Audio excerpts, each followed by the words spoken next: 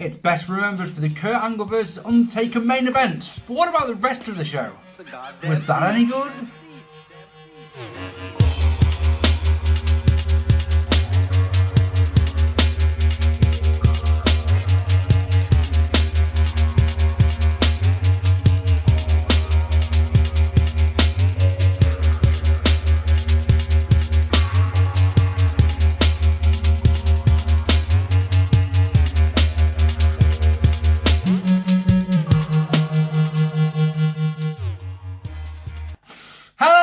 Gentlemen, welcome to this. It's another episode of 10 years ago. That is right. And tonight, as you can probably tell by the title, it's No Way Out 2006. Oh yes, as I said on that little intro bit there, everyone seems to remember the main event of this one. It's Undertaker versus Kurt Angle for the World Heavyweight Championship. But what about the rest of the card? Well, that's what we're here for, are we not?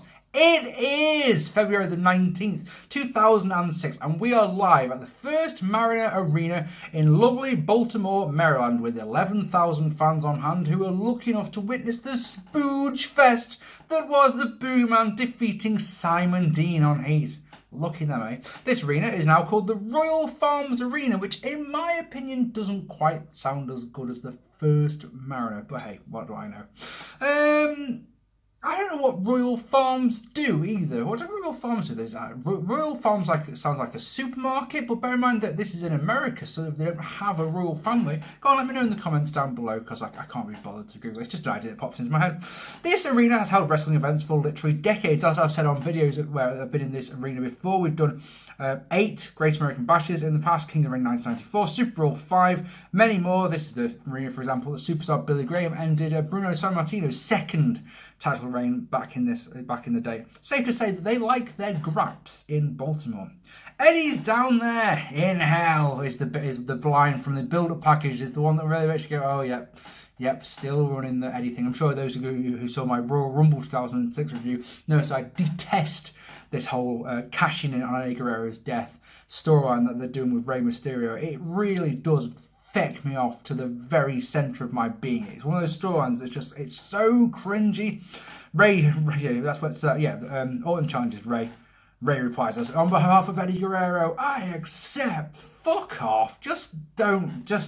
Anyway, our opening contest sees Gregory Helms defeating Brian Kendrick, Funaki, Kid Cash, Nunzio, Paul London, Scotty Too Hotty, Psychosis, and Super Crazy in a decent opener. This is a second pay-per-view in a row. The Cruiserweight, where we started with the Cruiserweight multi-plan, second in a row, where fucking champion coming out first. Remember that it was Kid Cash who was champion last time at the Rumble. He came out first. Here it's Gregory Helms coming out first. Yay! Because, champion.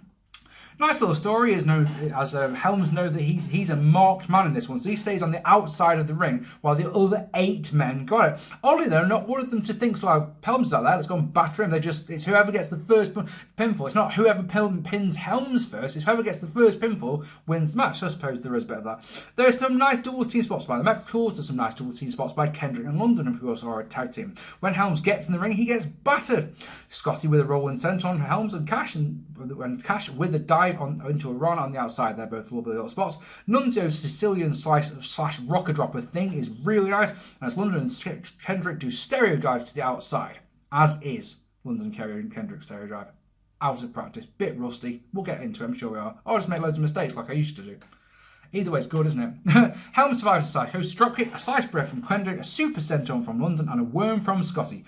Cash then hits a brainbuster on Psychosis. Super Crazy breaks the cover, but that leaves Psychosis wide open to be pinned by Helms to retain the championship at 9:42. This was a decent match. All the moves were crisp.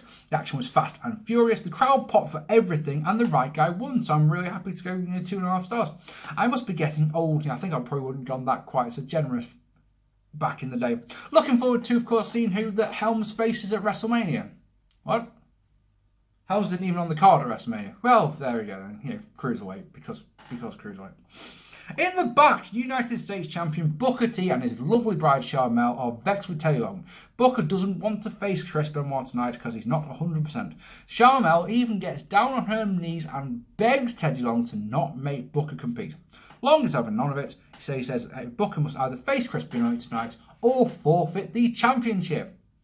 Then, Cristal is interrupted by Finlay, who is mad because he hasn't got a match tonight. So, his way of ensuring that he gets a match tonight is to kidnap Cristal and take her to the ring. It looks like he's about to start giving her beats when Bobby Lashley comes out to make the save. Now, they got married later on in life, didn't they? Are they seeing each other here, or is it ever implied that these two are an item, or is it just that Bobby Lashley is such a great bloke that he's going to make the save? Anyway, so, like I say, Lashley makes the save. They go back and forth. Finlay and Lashley go back and forth until JBL comes out. It turns out that JBL is Lashley's scheduled opponent tonight. Who knew? And the referee calls for the bell. Our second match of the evening is JBL defeating Bobby Lashley in a bit of a meh match tonight. Apparently, JBL has attacked Lashley on an episode of SmackDown to set this one up.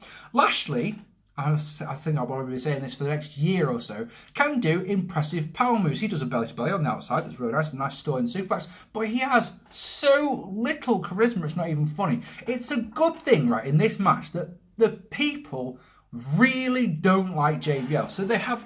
There's quite a few JBL sucks and things like chants like that going, because otherwise this match will be playing in utter silence, you know, and that would not be good. There's no let's go Lashley or anything like that. There's nothing like that. It's all the noise is directed for JBL, so that when Lashley actually doesn't move, it plays just utter silence. It's annoying. It says he counted a top rope nothing into a power slam. So I'm going to guess that JBL, yeah, of course it is. JBL goes for a top rope nothing. That's counted into a power slam. Lashley hits some crap looking clotheslines and somehow busts JBL open. These clotheslines suck a little. Remember how I always said my big criticism of Lashley is he looks almost apologetic when he's doing his moves, and he's doing these clotheslines that look like they've got absolutely no power behind them whatsoever. So how on God's name they bust JBL open, I have absolutely no idea. Anyway, 3 belly-to-belly suplex. Lashley counters the clothesline from hell into a T-bone suplex, but then Finlay hits Lashley with his shillelagh, so JBL can hit a second clothesline from hell, which gets the win at 10:58, and that is Lashley's first ever defeat in the WWE, meaning his undefeated streak is over. Here's the thing, move-wise, there was nothing bad in this at all, apart from those crappy looking clotheslines, I suppose. Like I said, when he's doing the power moves, Lashley looks great, but there's so little charisma and there's just nothing going for him at all.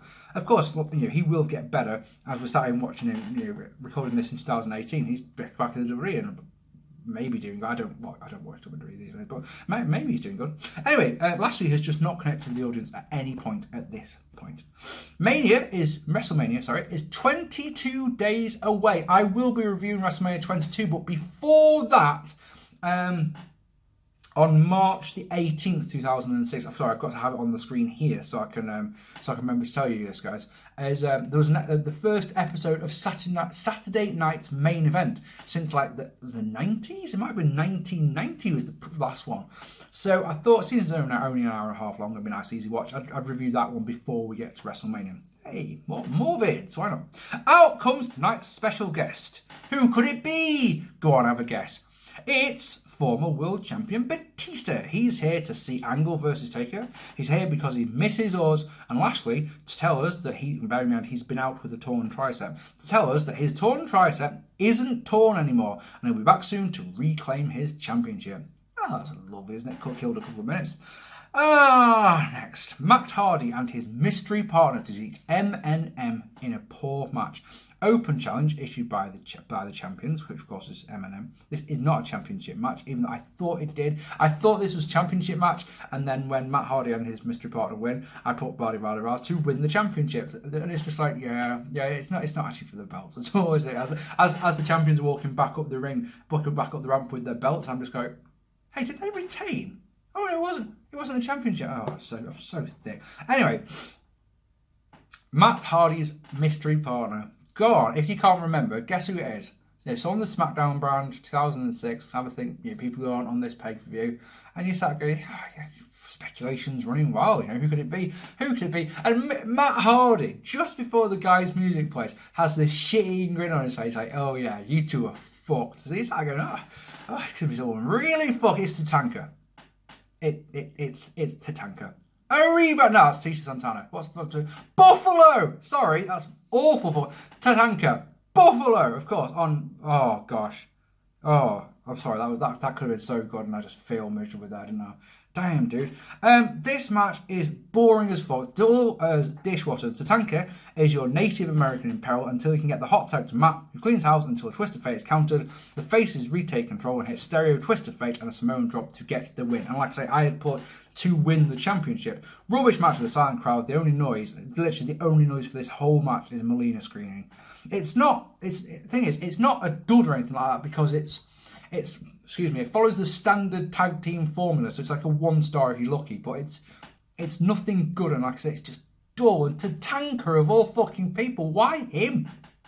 But it's alright, we get good again. There's 3 matches left, they're all decent, so don't worry about that one. So Chris Benoit defeated Booker T in a good match to win the United States Championship. Randy Orton had won the belt for Booker T in their best of 7 series, his best of 7 series versus Booker T versus Chris Benoit. Booker has been avoiding Benoit for a while. He claims he has a groin injury, and he says when he gets to the ring tonight, he will forfeit the championship. But Benoit, who's already in the ring, gets the fans to chant, "Coward, coward, coward," you know, like very babyface-ish, you know, that's a strange one.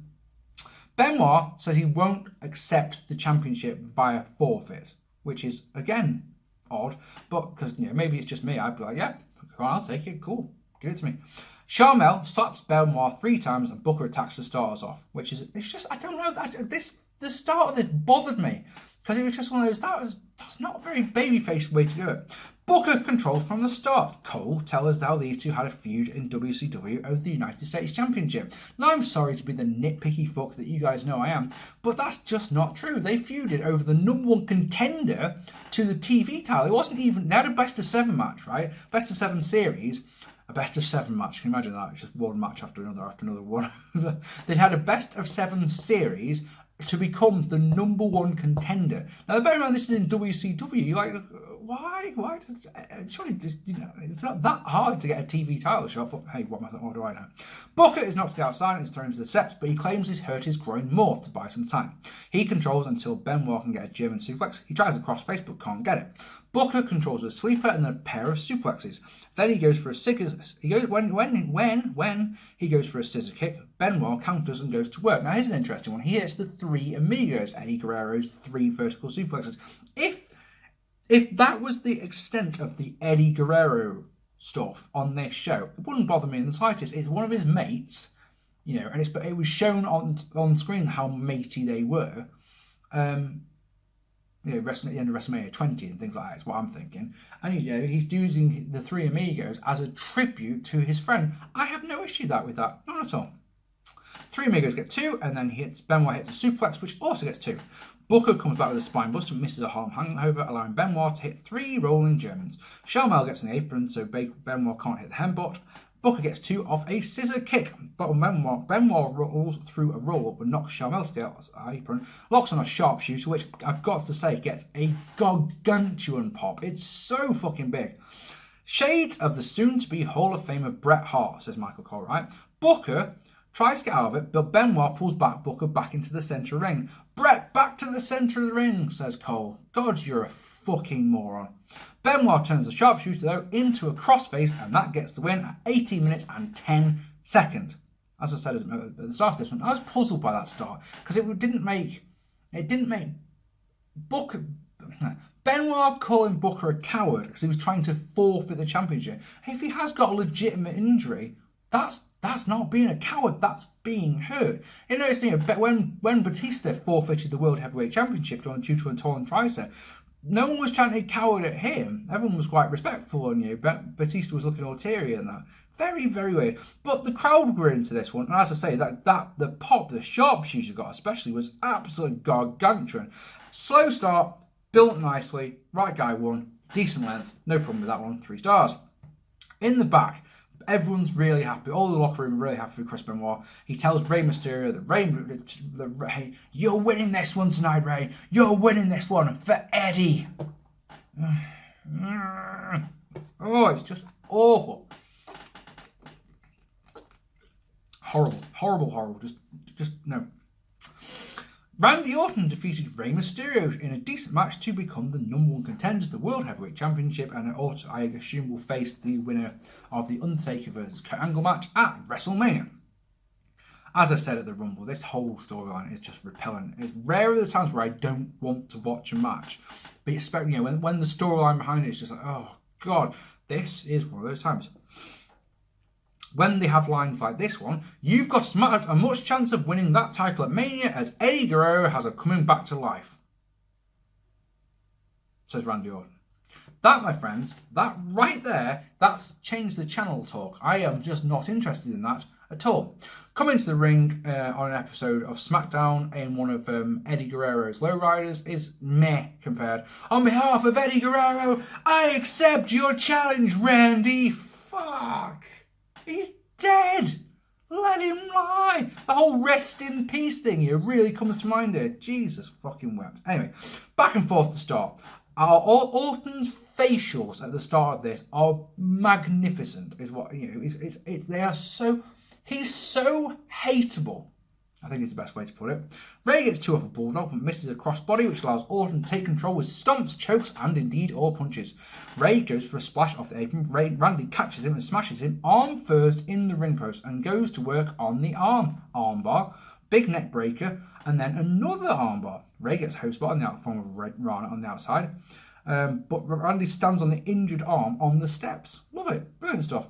Come on, Randy, he's a midget, says some fucking guy in the crowd. Made me laugh.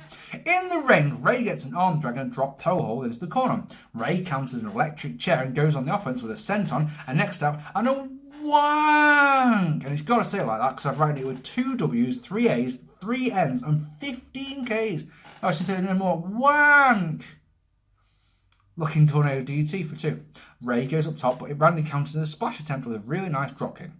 Randy wants the RKO, but eats a dropkick. Ray wants a 619, but Randy counters with a roll, holds onto the ropes because he's a heely bastard, and that gets the 3 at 17:28. As much as I went into this one with thinking, oh, I do not want this, and I would happily, willingly skip this match. It turns out that I actually really enjoyed it. The storytelling was really good. I did not expect, going into it, I knew that Randy was supposed to say it before, but I think going into it on the night, no one thought Randy with this one. It's a storybook tale, of course, because Ray's doing it for Eddie. And happy to go 3 stars, even 3.5 with that one. Very, pretty decent stuff. Cole and Taz talk about it. Ray losing is the most tragic thing to ever happen in the history of the world, and not only did they do that, but they go on for way too long about how it's just this is a tragedy, Cole. Things like that, and it's like, and then so they spend a good couple of minutes like that because Ray stays in the ring just looking distraught, and then he goes backstage and all the locker room are looking distraught, and eventually Ray finds Chavo and Vicky Guerrero, and he's really sorry about how he's letting them down and all that jazz, and they're like, no, you tried your best and all that, man, you hold your head up high, and it's just, oh. And then he trudges away, and the camera stays on him for ages. So a good 5-6 minutes go past between, it might even be longer than that, between him actually losing the match and us cutting to the build-up package for the main event. It's just horrible, and it keeps going and going and going, because of course they're going to go with what happens at WrestleMania, and then later on in the summer, spoiler alert, but come on, it happened 12 years ago, is that Chavo turns on Ray. So this whole storyline just keeps going and going and going, and it's just, I don't like it at all. Anyway, our main event is bloody brilliant, as Kurt Angle defeats The Undertaker in a superb main event to retain the World Heavyweight Championship. I'm sure you remember that just before the Royal Rumble, Angle won the championship in a Battle Royal boo. He retained the championship against Mark Henry at the Royal Rumble, and then after the match, The Undertaker came out and made it quite clear that he wanted Kurt Angle's ass. On the next episode of SmackDown, Angle accepted the challenge, and then shenanigans have gone down between them. The two of them since then, including Teddy Long making the two of them face off against MNM and Mark Henry in a 2-on-3 handicap, which of course 2 main eventers won easily. So,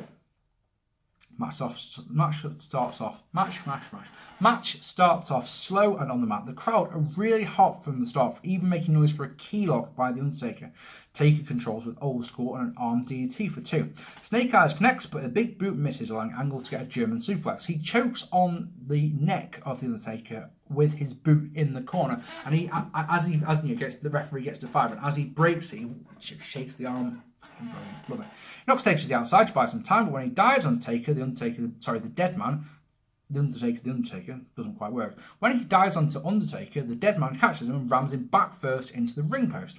Leg drop on the ring apron by Taker. Angle kicks out of a cover at 2 and goes to work on the knee, stomping it, ramming it into the ring post, and then putting a figure 4 round the ring post. It's all good. In the ring, Angle stomps on the angle.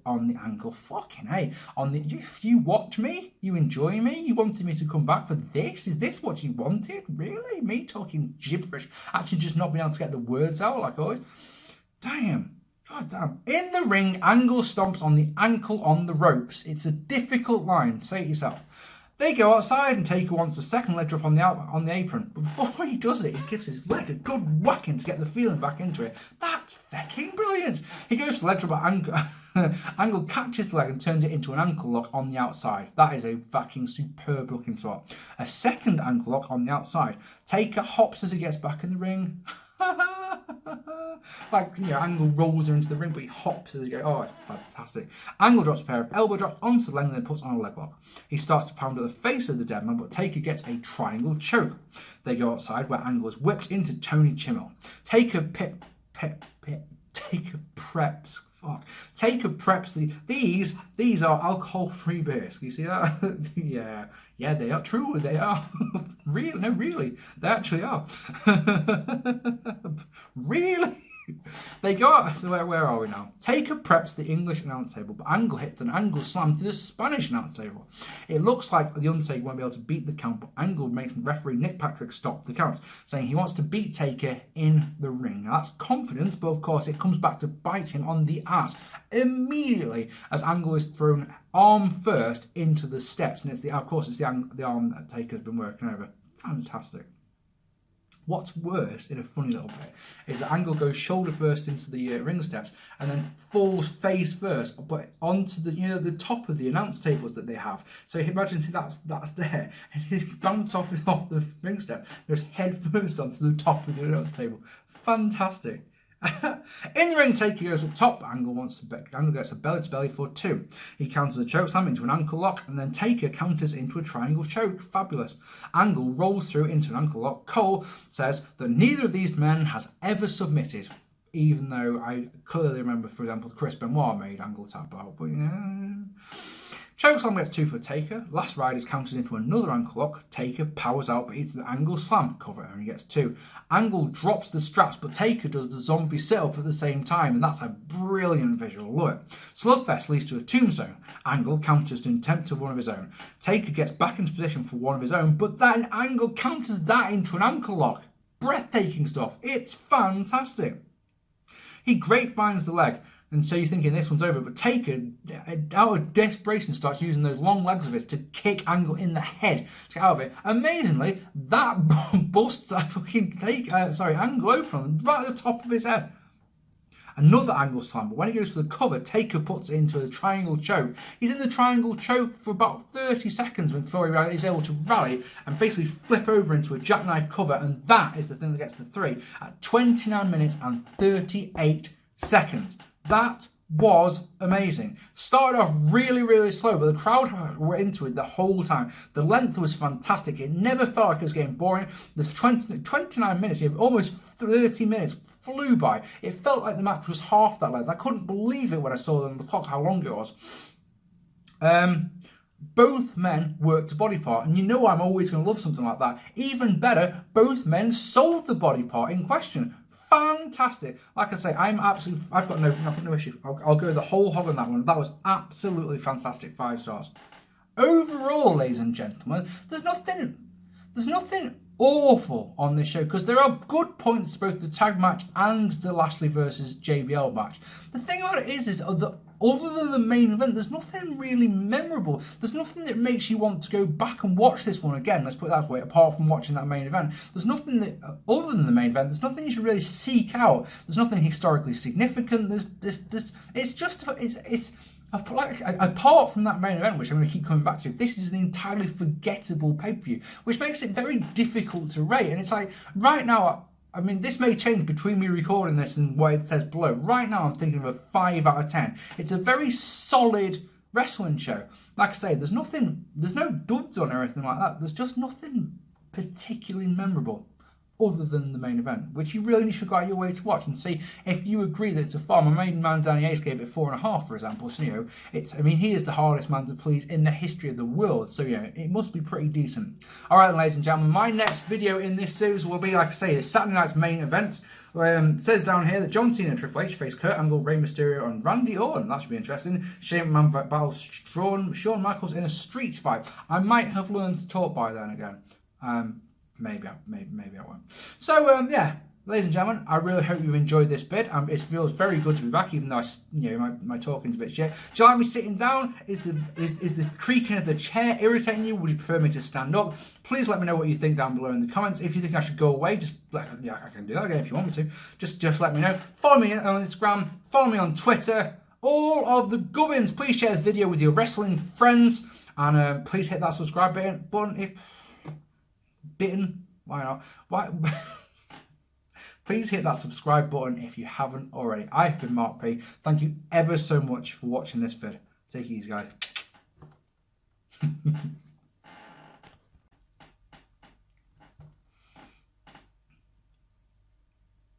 Primarily. It's primarily. I really struggle with that word, don't I? I always did in the past and I always do now. Primarily remembered for the amazing. It's primarily. Best remembered for the amazing Kurt Angle. Best remembered for the Kurt Angle versus Undertaker main event. But what? Fuck! Come on. Primarily, I'm not very good at that, am I? Come on. we just said don't do that again. Best remembered for the Undertaker versus Kurt Angle main event. But what would the belt? It's been a year. I just can't do it. I can't do it. Fuck it. It's best remembered for the Kurt Angle versus Undertaker main event. But what about the rest of the show? Was that any good? All together now. Wop, wop, wop, wop, wop, wop, wop, wop.